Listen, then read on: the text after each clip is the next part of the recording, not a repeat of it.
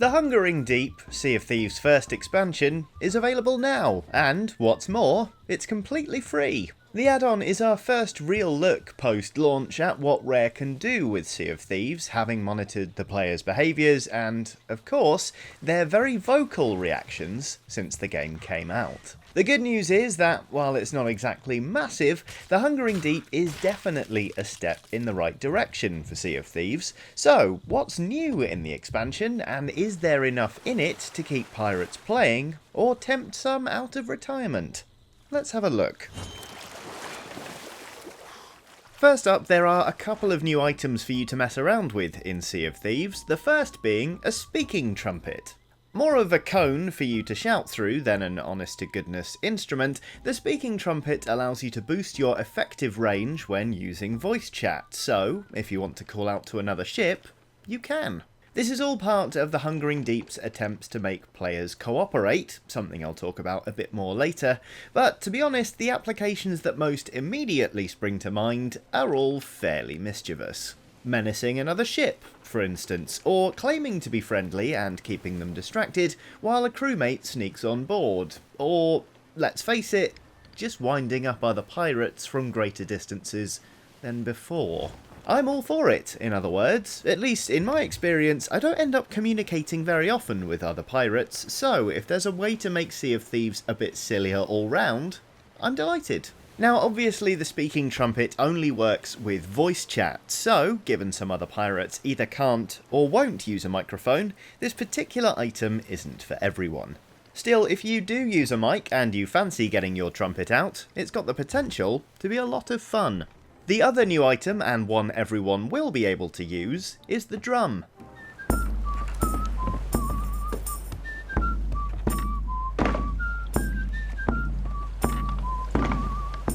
A brand new musical instrument for Sea of Thieves, the drum actually has a purpose tied into the Hungering Deep story. Again, a bit more on that later, but most importantly, it adds another layer to your ship's jamming sessions. Where previously any more than 2 pirates would be doubling up on their instruments, now you're free to join in as a drummer, or go it alone with a jaunty whistle. It's delightful, in other words. If you are planning on jumping straight in and starting a drum circle, however, you might want to hold your seahorses.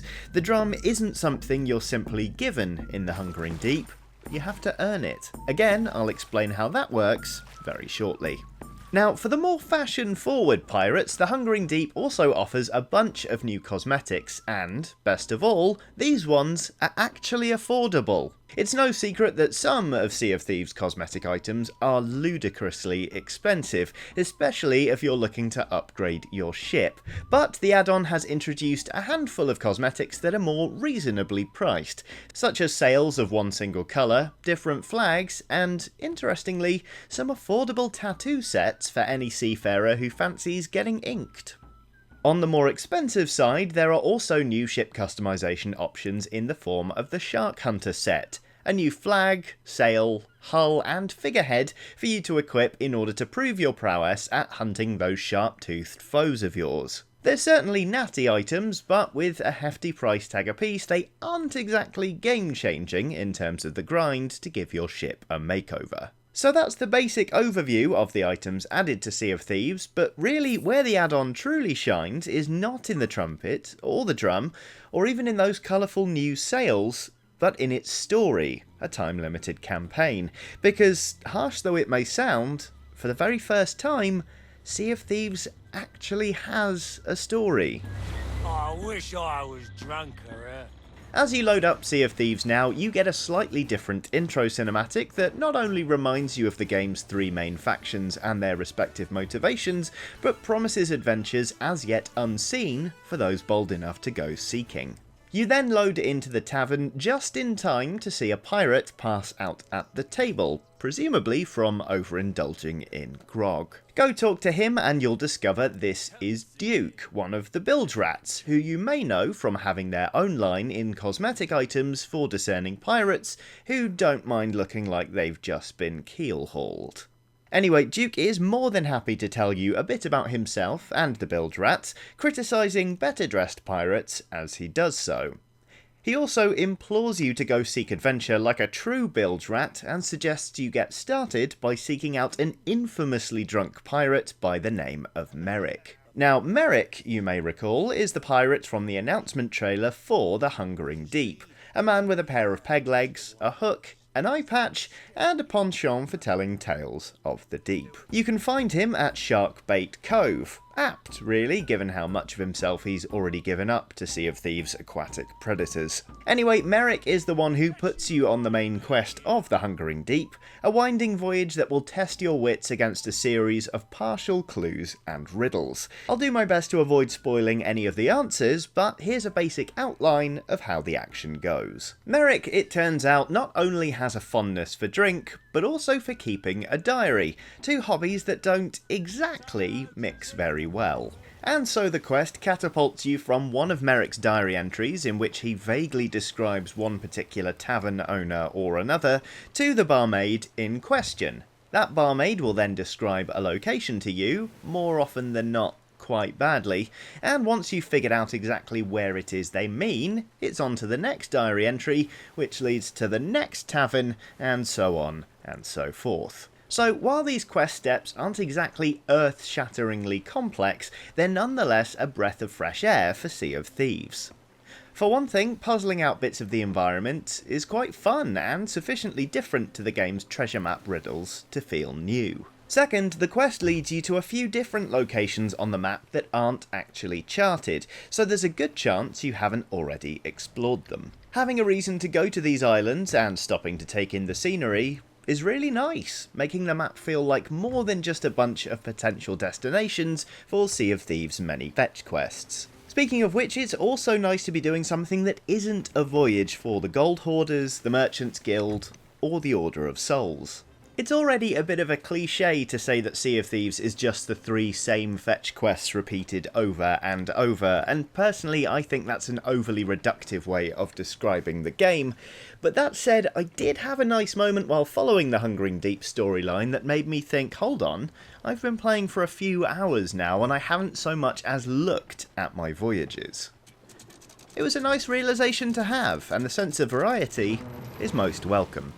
Anyway, once you've uncovered a few more of Merrick's diary entries, you'll have assembled enough of a picture of what's going on to return to the drum-playing pirate and demand he spill the beans. Impressed by your diligence, Merrick will tell you about the frightful sea beast that took his legs, and then tell you how it can be summoned to a fight.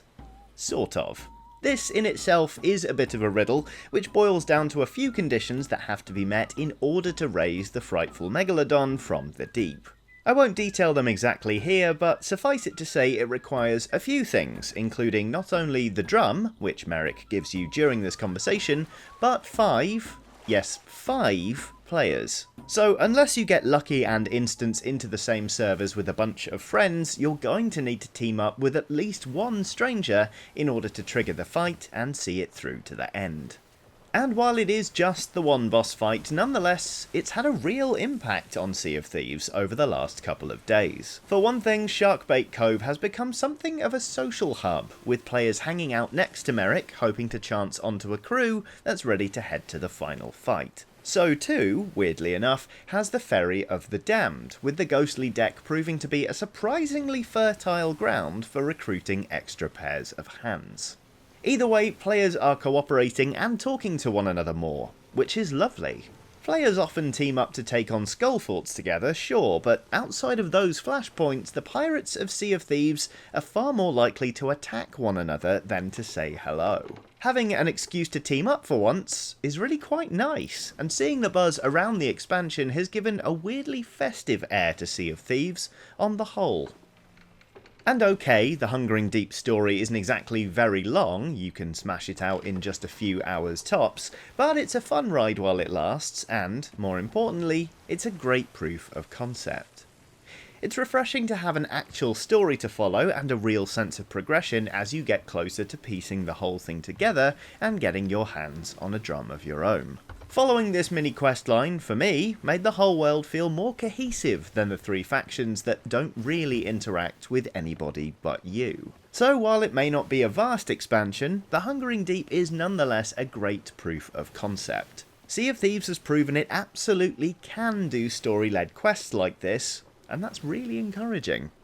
The question, of course, is how much more of this type of thing we'll be getting, and how soon, because personally the Hungering Deep has left me with a real appetite for more. However, as much as I enjoy Sea of Thieves, and I really do, it's probably my game of the year at the moment, it's hard to shake the feeling it needs to do something to keep players invested, lest too many of them drop their anchors and find something new to play.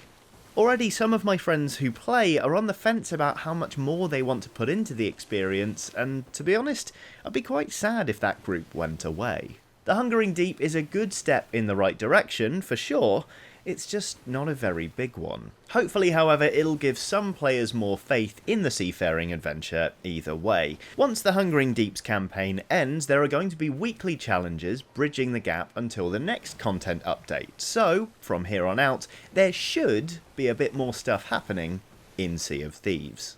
So that's my take on the Hungering Deep either way, but what are your thoughts? Has it tempted you back to Sea of Thieves, or are you giving this one a miss? Leave us your thoughts in the comments below. Hopefully you enjoyed this video. If you did, we've got plenty more on Sea of Thieves and other games, so give one of those a click. Do like and subscribe for plenty more from Eurogamer, but either way, thank you very much for watching, and have a lovely day.